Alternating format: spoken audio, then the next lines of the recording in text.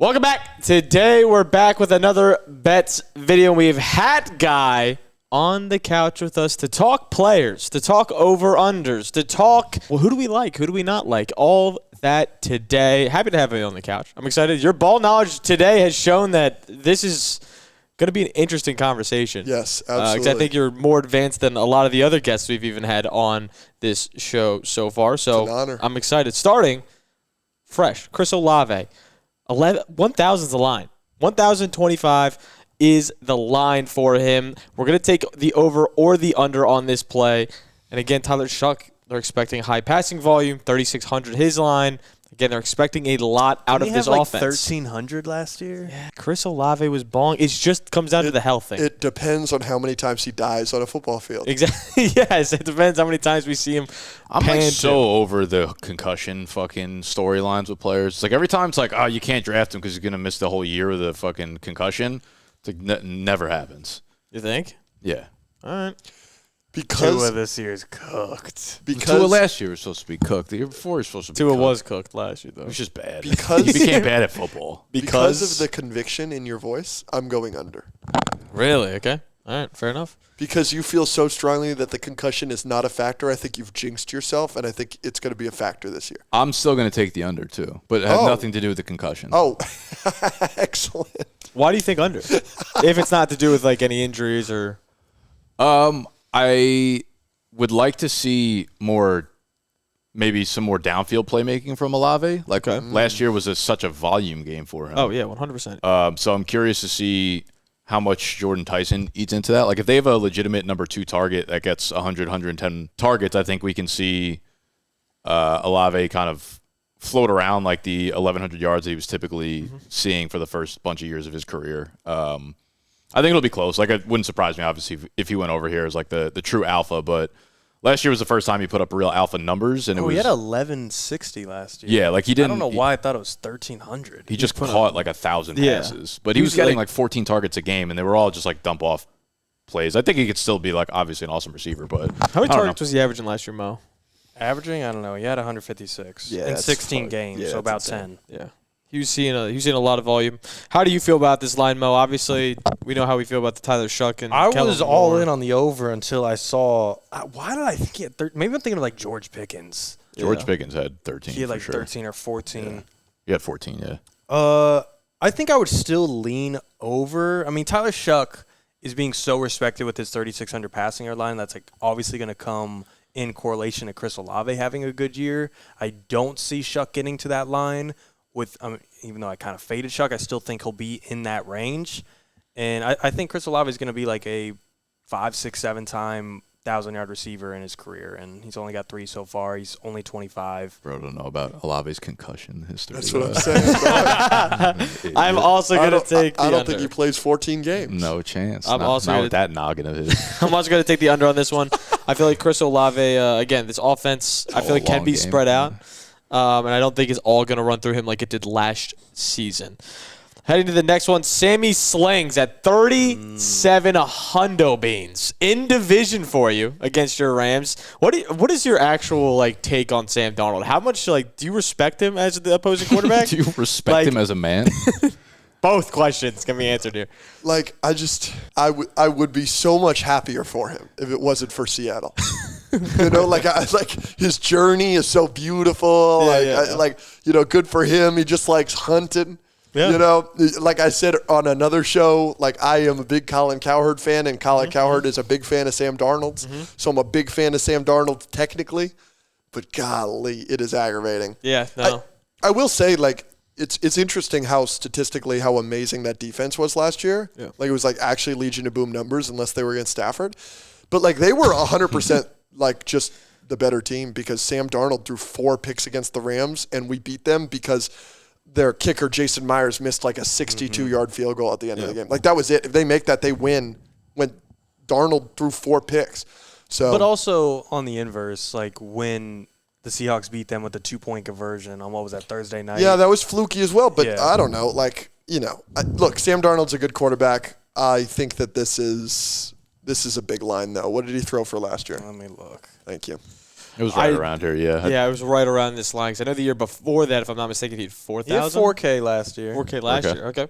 Yeah, so he's been pretty solid. But again, that also took JSN to really have a huge breakout season. Are we going to see that replicate? There's a lot of things that broke right, and obviously the biggest departure is in the offensive coordinator slot there, because obviously you're bringing in now a new OC who, as we've talked about before in Seattle, I can't remember his name off the top of my head, but he was a defensive guy for San Francisco for 15 years before he came to the offensive side of the ball. So it's going to be an interesting Where change did he come from? San Francisco. Like straight from San Francisco? Yeah. And he was their offensive pass game coordinator, if I'm not mistaken. It's like tight ends coach and pass game coordinator. Whatnot. Yeah. It's like a Brian Fleury. But for 15 years before that, and from 2020, I think 2021 before that, he was all defense, linebackers coach, everything. So it's going to be an interesting shift. Maybe they want that on purpose, and that could be the case. But yeah, it came straight from San Fran. So I'm expecting a similar West Coast offense. Play action movements. How do you feel about the departure for Walker? I think the departure of Walker. I think it's huge. I think helps it's huge. This line. It makes me nervous losing Kubiak and Walker of like what this offense ends up being, if they can actually be like a super high functional offense with, the full year of like tape on JSN being the alpha. You got to think every defense comes into that game with like, we don't really have to worry about the explosive plays of a Kenneth Walker. We could just kind of focus on JSN. So I wonder if they really just go so defensive minded in their game plans typically, where it's like we just need Darnold not to really like fuck things up. And again, the way that you look at like Houston, where it's like we're going to win 9-10 games just by our defense. So I don't know. I think there's going to be so much focus on JSN. I don't know how creative the offense will actually be with the new OC. So I would lean the under on this one as well, just because I'm not sure. I do think of like Jadarian Price is really good and he opens up the offense for them. Then it could be interesting, but I don't know. A lot of pressure on just like very few players on this offense. You're talking about like the explosion of Kenneth Walker. Last year, he notably was not explosive until playoffs. Which He's is still ironic. a big play threat, though. No, 100%. But it was the irony of Kenneth Walker's known for these big breakout plays. He had 0 heading into the playoffs. He had 0 runs over 40 yards. He had very few over 20 yards. Like, I think this offense can do well even with a more thumper running back, but I don't think that's what Jadarian is necessarily. But I think it's definitely interesting. I lean the under here just because of new OC and you don't know. But there's definitely a world where he can go over this and JSN has another great year. I'm just not as confident. I would say the number one thing is the person that gets in Sam Darnold's way more than anybody else is Sam Darnold.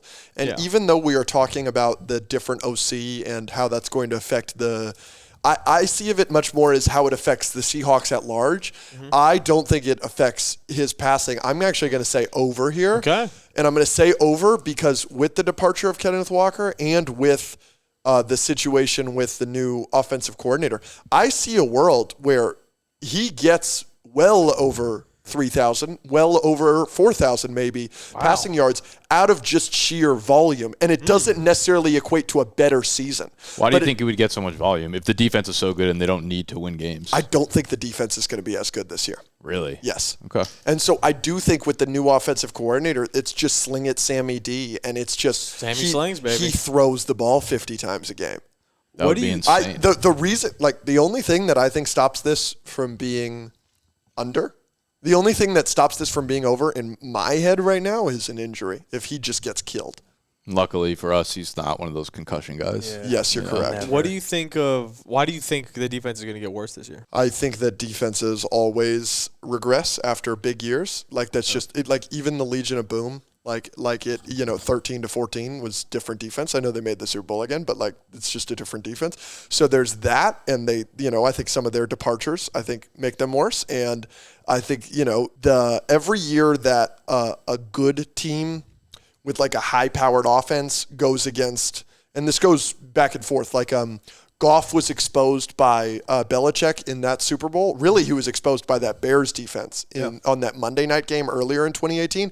But then Goff was never the same. The very next year, you got that tape on him of somebody exposing him, and that was it. Well, this year, Stafford was able to pass all over that defense twice. I do expect with a harder schedule, with, the Super Bowl champs always get everybody's best game.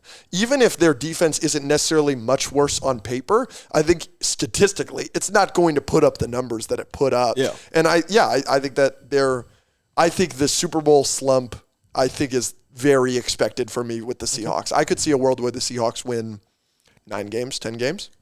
And that's not just me being a hater. That's just me being an... For sure. We just did We believe you. Ironically, we just did an NFC West preview where we went through depth chart, schedule, all that yesterday. And Nick started the year by saying Seahawks down year. They're not going to be. I said they were going to be one of the more disappointing teams relative. They just won the Super Bowl, and Correct. I think their offense could be a team They were your sneaky bad. that really disappoints. They were your sneaky bad. They were you had them under 10.5 a month ago. That's exciting. That's literally what I said. I think they're going And to then disappoint. yesterday you took the over on their total on their win total. Then we went through the schedule, went one game by game. I was like, all right, you know what? Maybe they win. Oh, is their schedule easy? Yeah, we can quickly run through it. Easy, I would say, relative to like them as a team. Yeah. Yeah, I mean, All right. A lot of Cardinals, a lot of How do you feel about Washington. Rams having 7 primetime games? I love it. I love primetime games. You know why? I don't like missing games. I love watching games. You know what I'm saying? And so I love watching Red Zone. Red Zone, I love it. Right? We got 2 TVs in our living room. So we got my Red Zone on the main TV and then my favorite game of the week. And then when the Rams come on, Rams game on the bigger TV and then Red Zone on the smaller TV. And the remote works for both TVs, so I can mute one TV and unmute the other one at the same time if I'm in the right position. That's insane. So it's awesome. you're cooking. It's awesome. I've got a really nice setup right now. So I love that. But you know what's better than that? The Rams never having to go at the same time as Red Zone. So I love 7 primetime games. Love that. All right, we can head back. But what would you take it on 37, by the way? Under? I figured as much. Here, we're Herbert good. passing touchdowns, 24.5. Thoughts on Justin Herbert before we pick a side? He's fabulous. Over. Mo's all in. Obviously, I think Justin Herbert's great. getting Mike McDaniel is going to be huge for that team.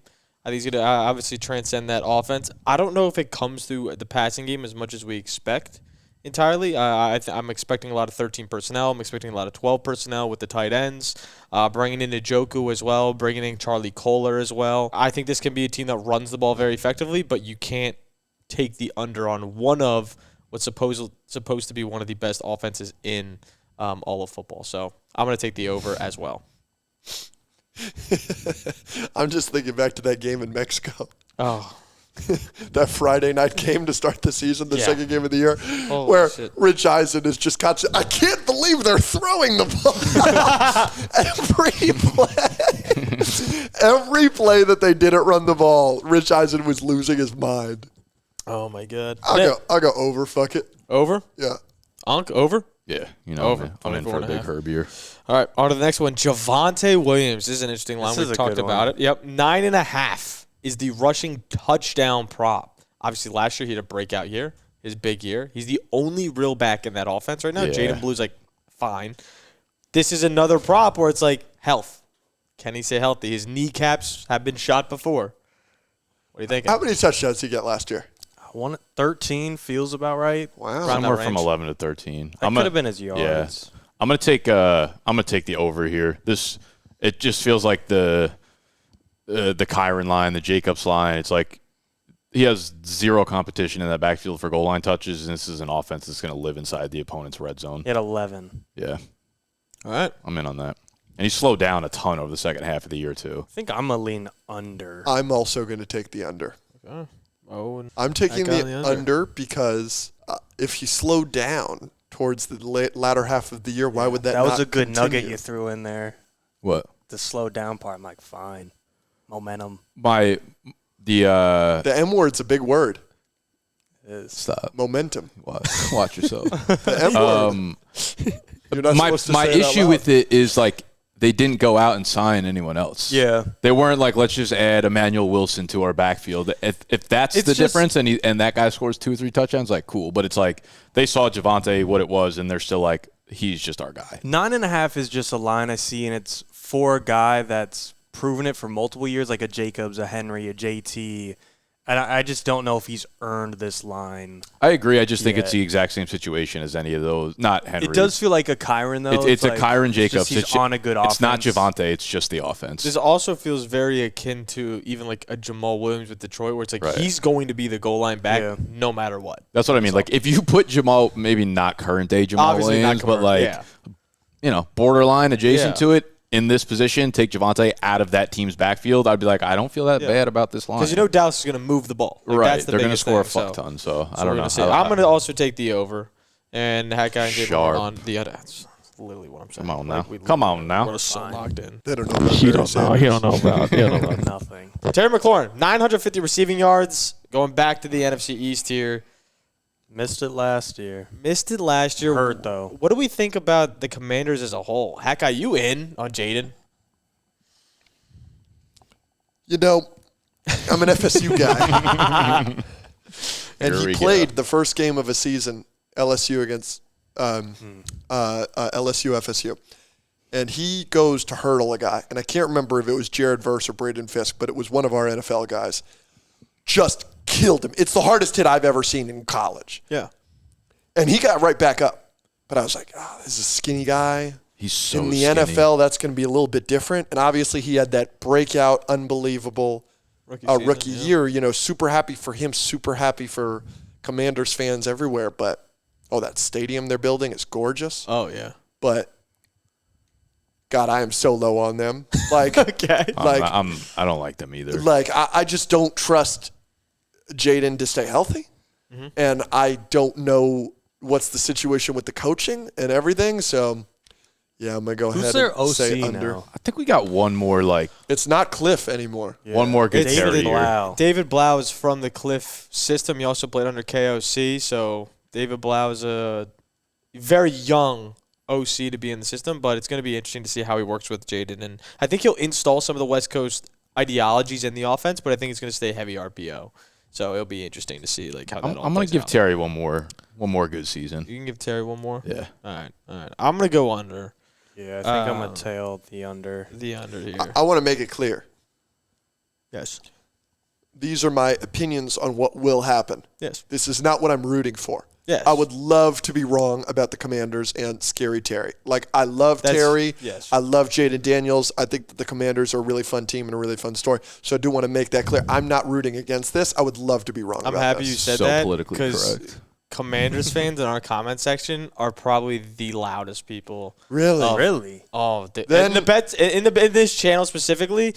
If you go back two I years guess we've ago, never given them credit. Even Never on one even time. on the run, we were like, this is fake. the entire run It's with actually been Tony. 2 years of you guys have earned nothing. Yeah, I mean, and they've been the loudest. I had to put my right hand to the big man last year and be like, You I guys was wrong. with Bobby Wagner. Yeah, it was bad. That's it was hilarious. bad. So you did the right thing in saying. You know what? If that's the case, fuck the Commanders.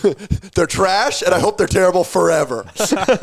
Just kidding. It's Colson Loveland. This could be an interesting one. I mean, the Bears have so many moving pieces. 750 doesn't feel like a lot for a guy that might end up being their number one. Yeah, I've been talked into Colson. 7-13. In fantasy, he's the clear 3 now. I'm kind of like Loveland pilled at this point. Yeah. Oh, Lord. And I don't know. I wasn't insanely. You just sit there laughing at your Loveland Phil. I don't know. What the fuck do you want from me? I love this. I'm having a blast. I'm happy for you because I hate it. I'm just enjoying. Yeah, I think Loveland's going to be – I think he probably ends up leading the team. I think he has a chance to be the guy who's the alpha in this passing offense for quite a while. Okay. There are not many offenses that run through their tight ends, but I think he has what it takes to be that – the next McBride, the next Kelsey, the next Kittle, where you're in. Is Komet still there? Or did he he's go? Still there. Yeah. So are you worried about that at all, or? I mean, by last year, I think the entire second half of last year it was the Loveland show there. Okay. Right. You got DJ Moore out of there. Yeah, I think there's a real chance Loveland ends up being. I mean, 750 is very respect for a tight end. That's a high number for a tight end for Lions for sure. But It feels like everybody's just in on a major Loveland breakout year, and I'm starting to catch some FOMO on it, I think. Hack, are you a big fantasy guy? Do you get in the weeds at all? Bro, he will pull out 2019 Lamar Jackson. No, I know now. I know he's great with the years with MVPs and whatnot. I don't know he if it translates to Antonio Brown. It's 2015, I should have said, but I did say 16. And I'll never live it down. Cost me the game. I don't like fantasy. Okay. Really? I actually hate it. I know that that's sacrilegious to say on this couch. No, you and me both, dude. But, I was forced into a league a couple years ago, And by week 6, I was like, fuck this. I'm not trying on this. You're the reason why our views and engagement plummet. Exactly. But I wasn't watching any of your content about that. Because look, I'm only here for J-Mo. Agree that I'm only here for J-Mo too. The thing with fantasy for me, and I think that there are a lot of NFL fans like this that can understand, is I'm a Rams fan. And I'm a Rams fan primarily. Like, I love the league. I love watching a Thursday night football game between the Raiders and the fucking, I don't know, Dolphins. Like a dog shit. Like, I love, like, a slugfest between Geno Smith and Tua with 2 brain cells. I love football. Yeah. But, like, the thing, like, I hate that, like, it's a draft, and if I've done my research properly, this is a good spot to pick George Kittle. I have no interest in rooting for a San Francisco 49er to get a touchdown every week. Yeah. Like, that's bad for me, so why would I root for that? So, like, the last time I played fantasy, I drafted all players that never played the Rams that season. And so, obviously, my team was terrible. Yeah. Because, like, you just don't want to root against your squad. But I don't want to root against my squad ever, and I don't ever want to root for people that, like, it's counterproductive. Mm-hmm. You know, the last couple years. Such an old school fan take. Yeah, it's like how I live. Like the last couple years, not last year, but 2 years ago. Well, also last year. Like the Rams were kind of fringe playoff team. Like the last 2 years ago and 3 years ago, especially 3 years ago, where I was like having to root for, okay, the Bengals need to beat the Vikings in this game. The fucking Panthers need to lose in this game. Like I needed seeding so that my team could be like the 6th seed or whatever. Mm-hmm. In those positions, I don't want to also, while I'm rooting against the Panthers, I've got fucking, you know, who knows, in that situation. I don't want to have to be rooting for Rico Dowdle in that situation, you know? Like it's not. Rico the GOAT. Love Rico Dowdle. Mm-hmm. Love Rico Dowdle. Really? Yeah, oh yeah. I mean, that call. Oh, yeah, I mean. The motherfucker, the Hornets announcer. Eric Collins. Eric Collins is like actually my favorite. I have that saved on my phone, like that video of just him going Dowdle. Yeah. It's so hilarious. Do you ever like see the Hornets highlights of like him? Oh yeah, dude, it is actually like yes, in like the third quarter. It's electric. Dude, he's awesome. It's electric. I feel the same way about Gus Johnson in college football. No, I agree. Oh my, I mean that call of the Mendoza, the catch in the back of the end. Oh my God! Yeah. He literally didn't have a voice by even that point. Yeah, Mendoza, incredible! All right, Loveland 750. How we feeling? Unk's on him. Yeah. Madden curse. Okay. So under. I'm going under. Just because I think that offense takes a huge nosedive. That just worked on Mo. On account of the Madden curse. When Unk's got a strong take and I don't know enough, I'll go with Unk. Do you take pride in the fact that you're kind of like the guy here? No. He hates it. Oh, really? Why? Because so many people, like your audience, leans on you for those takes, so you don't like that other people lean on you in life? Oh, you mean like in general in life? I thought you were talking about like my fantasy stuff. Yeah, fantasy specifically. You just said lean on me in life, no? Them too. They're not like fans of yours. They like work with you, but then like he's leaning on you here. So this is a real life scenario where you're being leaned on in fantasy. Yeah, I don't care. Like, you're fucked, Mo. I'm not even sure what the question is, to be totally honest. I don't even know. All right, next. Fine. I just like people just be getting mad about shit. You know? You're burnt out at this point? A little bit, yeah. That's so sad. How long have you been doing this? 10 years? Yeah, about. That is about the time when you burn out, huh? Correct. All right. Do you ever want to quit? Oh, every day. That is so sad. I'm kidding about that. Okay. Every other day. Sure. Fair. Christian Watson just got a massive contract, $775 of his line. Terrible. You think so? Disastrous contract. Really? Talk me through it. Awful. He's only guaranteed $30 million. I don't think he'd be a number 3 on most teams in the NFL. Really? That's a lie. He'd be a number 3 on most teams in the NFL. I don't think he'd be a competent 2 on most teams in the NFL. Wow. Packers fans are going to be pissed.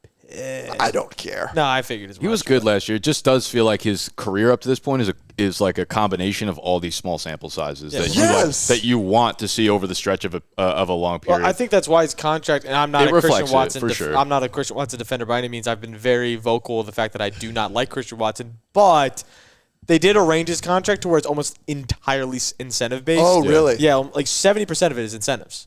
He's only it's a $100 million contract. 70 of that is you're gonna make about $6. Yeah, I mean, he's going to make nothing. He hasn't had even remotely close to this line yet. He's been 100 yards He short. hasn't hit 700 once. There's no universe I'm giving this the over. All right. No universe. He's under. I also like the under here. I don't think he's just – we talk about health all the time. We've seen 4 years of unhealthy situation for him. I just cannot bet on a guy who has soft tissue injuries. This feels like the Shuck line, though. Like they're giving him respect for a reason. I mean, what he did, he was the alpha last year when he came back, and now there's no Dobbs. Wicks is out of there. Like, I get it. I do. I just like small sample sizes of players, especially over such a long period of time. Eventually, like you got to show consistency. I think at some point. And soft tissue injuries are something I just don't fuck with. It's tempting, right? It's a low line. I think I'd actually probably lean the over if I had to choose one. Damn. Like if I had to put money down. But like this, it goes back to the point where like people love Christian Watson this year in like fantasy, and like that's not going to be me. If I'm betting on a guy to get 800 yards, he's not like an early pick for me. You got some sun yesterday. You were outside? I was outside this morning. Really? And the coffee shop I was sitting outside of, it was like an outdoor seating, and it was just the sun only hitting me on one side. Actually, I was outside for a little bit yesterday. I can tell it's this side is just beamed. When I was sitting over there, I didn't see it. Now I see it. It also, I mean, it could be like the orange light hitting my face. No. I just say I'm tan. Just say I'm tan and move on. These are also way bigger ring lights than we have. We've got like the ones from like Amazon that are $100. Yeah, that's the one like I use at like home. Yeah. Unks. Yeah, clearly. Well, this is a real deal operation you got running here. I got to tell you, I respect the hell out of you. I mean, we got to bring him to like John Boy or something. Right. If you go across the street, think like a real deal operation. If you go across the street, John Boy Media, who's mainly baseball, but they dabble in football. I'm familiar with John Boy. They have like a studio that's probably about 2 times the size of this place, but it's filled with all workers, multiple studios. That's incredible. Moving into a new office. Everywhere. Yeah, they're moving into a new office in August. Yeah. Is it in New York here where they play the baseball? The what is that? The blitz ball? That's in New Jersey. Yes, that's in New Jersey. Oh, okay. It's actually right by my apartment. Actually, He was just there. Like it's literally 8 minutes away. It's That's like cool as fuck. Yeah, it's a hop, skip, and a fucking whatever they call it over there. The first John Boy video I ever saw was him talking about Will Smith pitching to Will Smith, and his commentary of it was awesome, hilarious. Yeah, so hilarious. I just did a video with Tiki Barber in the warehouse. Oh, no kidding. Yeah, it's pretty That's cool. sick. He was so awesome. are you a freelancer? You kind of outsource your shit to everybody? You a hoe? Exactly. I mean, That's what I was saying. I'm with Unk, but I do my own personal content. Yes, and I do. How do you help feel out. about that, Unk? I allow him. Unacceptable. If it was me, I'd fire. I'm not a money hungry fucking person like you. Oh, I'm disgusting. I know. So, If my that's why editor, he had to beg Well, for me Mo to does let the you in same. Mo here. goes and plays trivia over there. Yeah.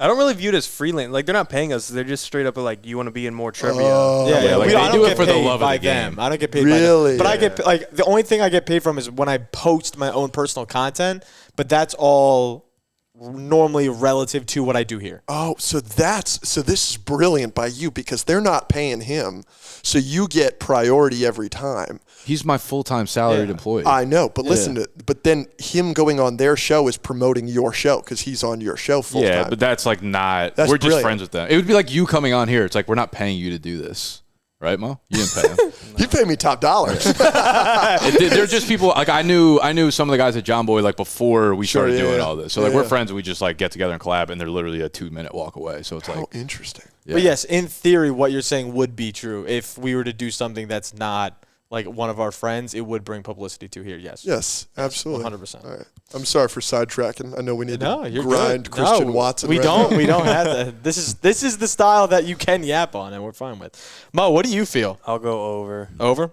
All right. Oh, Bijan receiving. This one's actually really interesting. 600's a really high line. Last year he had a phenomenal season. Mo, if you can fact check just quickly exactly how much he had, I can't remember off the top of my head, but approaching that CJ2K line for all-purpose yards. Like, we are on the cusp of CJ2K numbers. it was 2,300, I think. Yes. 800 last year. like he was. 820. So the one thing I will say, I'm not like super upset about us turning over our coaches. I will say our offensive system last year with Zach Robinson, Raheem Morris, I thought was awesome getting Bijan the ball. Like I thought they were incredibly creative using him in the passing game. And I don't really know what to think about Stefanski. Like the guy won Coach of the Year, he like Twice. perennially doing it. Yeah. I don't think anyone thinks about the Cleveland offense as some sort of like progressive, fun, creative offense. And That worries me a little bit. I think Bijan's obviously good enough that, like, whatever the fuck, you just get the ball in his hands and he'll make things happen. But I will say, like, I thought we used Bijan. If we had a quarterback, I think our system would have been fucking awesome, or in the last couple of years. But Bijan was used so awesome in a way that I'm a little bit worried. It's like when you get a guy like Debo leaving Kyle Shanahan, when you get, like, these guys that are not in the perfect situation, we'll see what our coaching staff does with Bijan. Obviously, not going to be surprised if he hits this number and catches 85, 90 passes. But I will say, it's still a super high line nonetheless. Super high line. So almost Christian Watson, $100 million esque type line. Little worried about the line just because of the coaching changeover. I'll just leave it at that. You taking over under? You don't like Michael Penis? No. He's bad. I don't blame you. Yeah, you should have. Did you see his reaction? Went like super viral Of When we y'all drafted drafting him? him. Yeah. I was at that draft.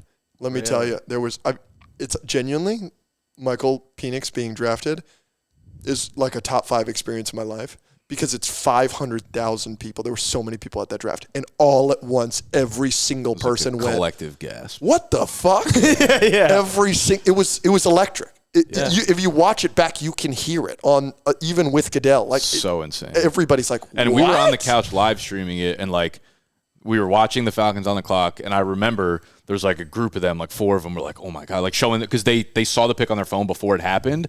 So like they're saying it, and I'm like, oh my God, we drafted because it was the year that Brock Bowers came out. I was like, no way, because we were joking about what the Falcons are going to fuck up in the first round. It's like, no way they doubled down and took like Bowers after the whole Pitts fucking deal. Yep. Never in my life did I think we were going, because it was right after the Kirk Cousins contract, yep. obviously. And for the record, like coming in, I was giving Penix a fair chance. Like I didn't dislike him coming out of college, but it was more so that we gave Kirk that, huge deal. Then it's like we draft Penix right away. Now I've seen enough where I don't like Penix is a down-to-down high upside guy because he slings it, but he has no like consistency on short and intermediate passes on a down-to-down basis. So I'm like, does picking the high pick of Penix being like one of the higher guys that was supposed to sit behind someone fails kind of in that like transition phase scare you about Ty Simpson at all? If he were to like, because that's a high pick. 13's high.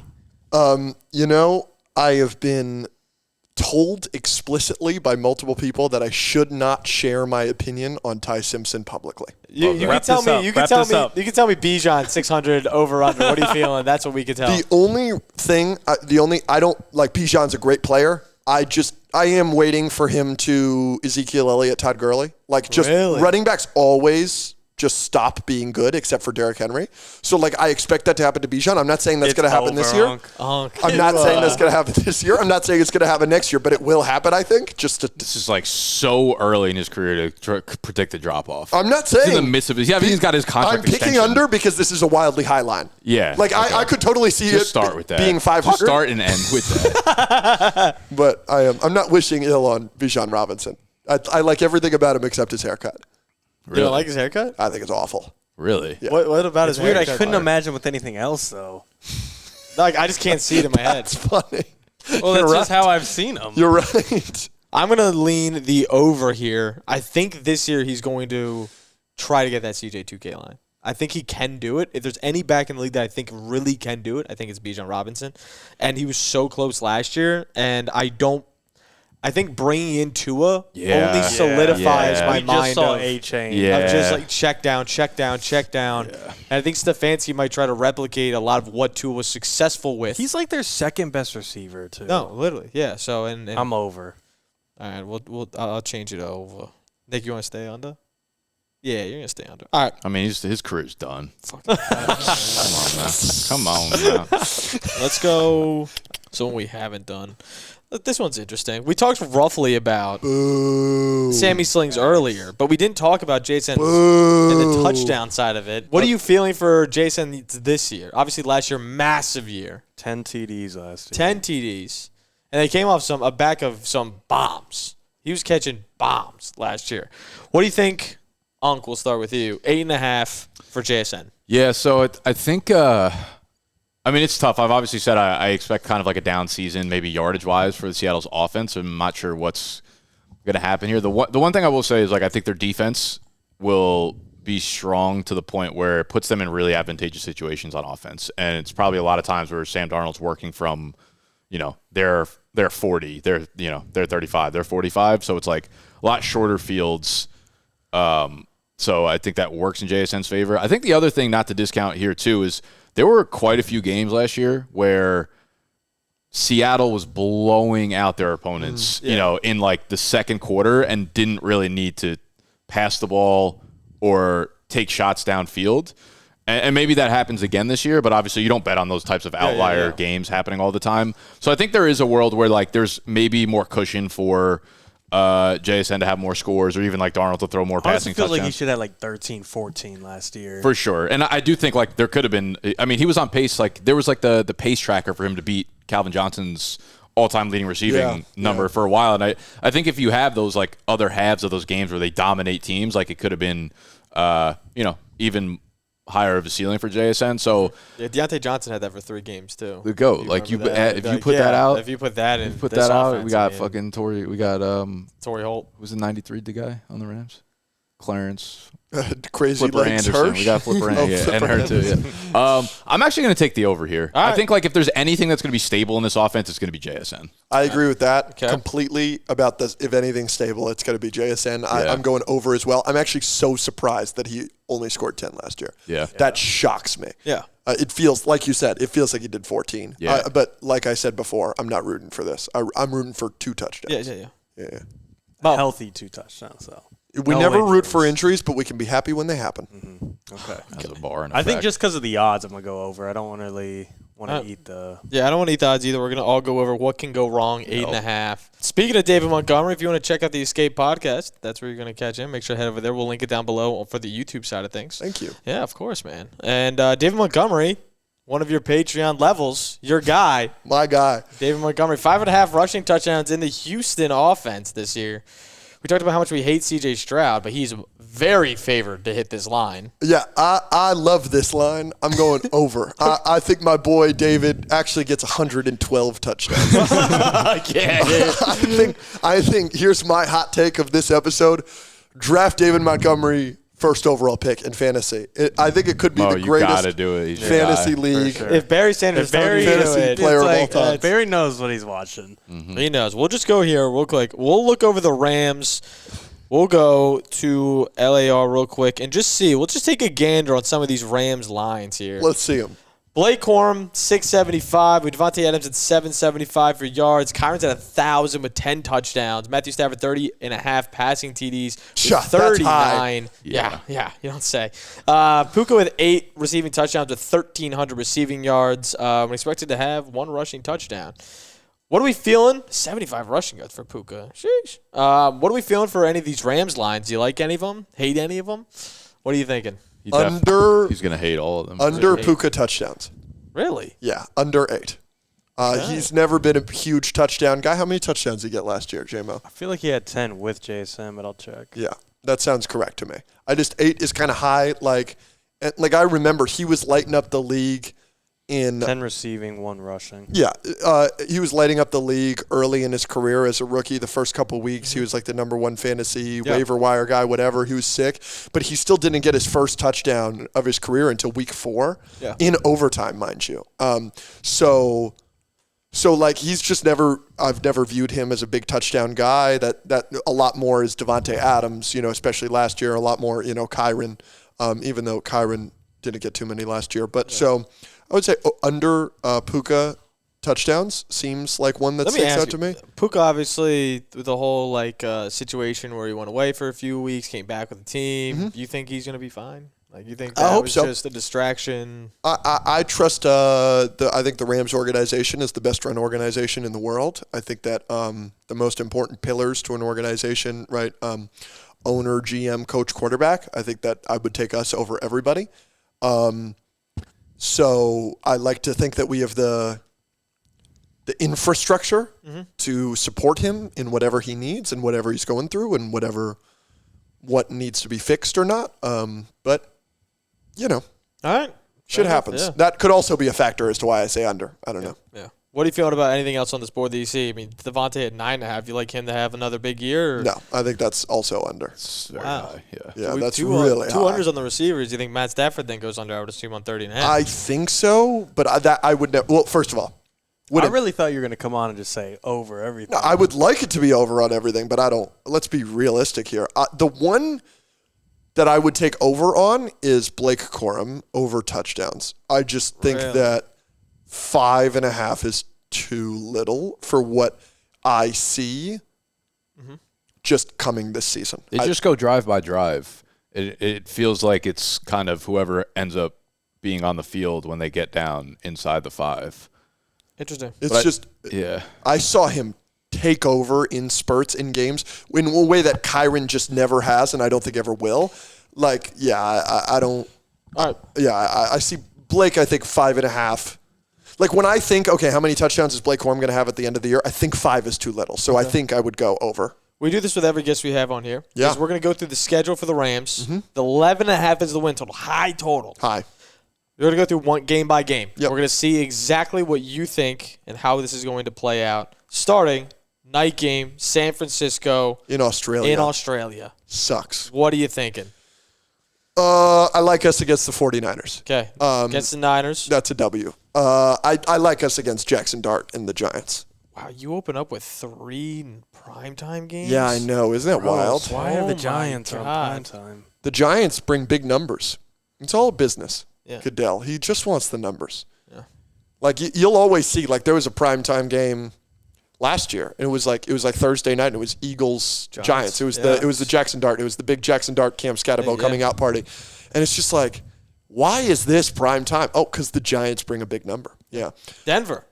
Tough game. Yeah, this is tough. It's at Denver. Yep. Like I could totally see this being a loss. So I'll go loss. You know, we can't go undefeated. This is at Philly. Yep. Fuck. And your first 1 p.m. game of the year. And then you go back at night. Mind you, that's 10 a.m. body clock for LA. We never play well in the 10 a.m. body clock games. We lost to the Panthers in a 10 a.m. body clock game last year. Yep. Like, I would go loss here. And I just want to let you know that was one of the highlights of my year last year. I'm really happy for you. That was an awful moment for me. But you think win here? I feel with all my being that we win the Super Bowl if we beat the Panthers. Really? Because the outcome of the Seahawks game does not matter. If we beat the Panthers, we are the 1 seed. If we do not have to go to Seattle, I think we win that game. Wow. Good for Bryce Young. We also wouldn't have had to have gone to the cold tundra in Chicago, which I think messed us up. And then we wouldn't have even had to play y'all in round 1. But we gave you a hard It was fight. an awful matchup because y'all had the big receivers. You single-handedly are the reason we got fucking McDuffie and Watson. Really? You think so? With 100%. With Ted and we could not Coker deal was with Leggett. Fantastic that game. We could not deal with Leggett at all. No. It's just Leggett. not. What are we talking about? Any of them. Coker and fucking Ted were the two big Ted, ones. excuse me. That's what I meant. You're good. At Philly, what are you thinking? Loss. And I think that the pundits, it's like 2-2 is McVay on the hot seat. Yes, like the pundits are like the sky is falling. You went all out for this team, and you're fucking terrible. Yeah. And I see McVay at the podium. We don't want to peak too early. That motherfucker. Okay. Bills 8:15 night game. Josh Allen. Y'all gonna start 2-3? Yeah, I think so. I'm going loss here. What? Yeah. Like maybe we beat the Bills. I just love the Bills. I think that the offense would be so fun. I just love this other team who's going to beat my team. I will say I'm going to be at most of these games. We go to every game. Arizona games too? Only home games. We go to every home game and then we go to a couple away games. So we went to Carolina for the playoff game. We went to Seattle for that playoff game. Unfortunately. Yeah. All right. Now you got an easy streak. Yeah. Here. Arizona will win. Okay. Vegas we win. Okay. Home-ish. Yeah, Chargers we win. Okay. Washington we win. How are these games in stadium interpreted? It depends on whose home game it is. Really? So this is technically a Rams home game. I always like it when it's a Rams away game because it's technically a home game, but it's a column in the away column. So, but this one's considered a home game. So it'll be all Rams decked out. There'll be the Who's House chants, all that stuff. So you guys are getting decked you get the home Charger game as well as the home game in Australia. Yeah, that sucks. That's a double. Yeah. Yes. So you really only have 6 home games. Yeah. It sucks. Yeah.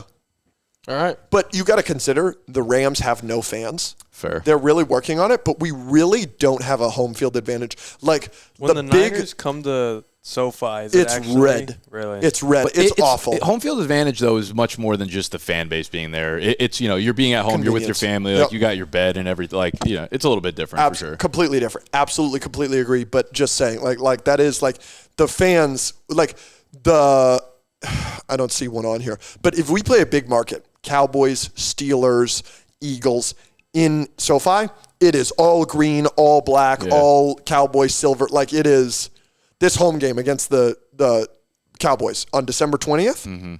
That'll be all silver. Yeah. All right, six games.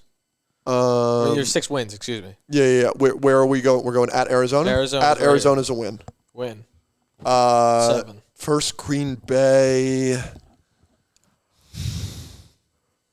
8 o'clock game again. Holy shit. You guys win that game. You think? Oh. I know. LaFleur beats McVay every time.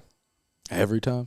I think McVay has never beaten LaFleur, if I'm not mistaken. Really? You sure? Head coach to head coach. All right. Yeah, I'll go L. I go W against the Chiefs. Okay. That's 8. How good do we think 49ers are going to be? They'll be hurt by then. By week 14, could be fragile. You. Yeah. Yeah. Do you guys believe the study where it's that like that the plant, the electrical plant? Yeah, electrical plant. Yeah. I think that's like probably true. 100%. They're so injured all the time. I always think to myself, how have they not fired their training staff? Hey, I say that about the Lions also every single year on this podcast because the Lions are the 4th most injured team since 2020. The Lions, really? I feel like their defense every year just gets like Amon-Ra and the studs on offense are fine, but the defense is always. I get hyped every year. I'm like, their defense is gonna be so sick, and then by like week 2, they're all done. I'm like, really? Yeah, they've had the same. Terrible. They've had the same athletic trainer from 2020, and every year on this podcast, I'm like, he needs to go. Clearly. Yeah, I mean, you would think you're one of the your top 5 injured team in the league. Sheila Ford Hamp, worst owner other than the Browns, like in the Jets. Like she is terrible. I'll give Rams win. Okay, 9. What's our record right now? 9 You're 9-4, I think. God, that sucks. Beat Dallas. Okay, 10. Loss. Okay, 10-5. Win. 11-5. We always play well in Tampa, I think. Okay. Yeah. And then This is for the over right here. really, you're at 11 and You're 11 5. and 5. this strongly depends on what is clinched. Okay. Yeah. Like if this obviously, This is for major seeding, like it's to win the division. Let's say it's to then win. I'll go win. Okay. But if not, then no. Okay, so you're barely on the over, but I think that was a good so breakdown. what? It's 12 and 12. That would be 12 and 5. 5. Yeah, 12 and 5. Yeah. Good shit. I'd be happy with 12 and 5. All right. Well, I appreciate you having you on. And if you want to check out more of Hat Guys content, again, go check over on the Escape podcast. Yes. And again, thank you all for tuning in. Make sure to like, make sure to subscribe, all sort of fun shit down below. We'll catch you guys next time. Peace out.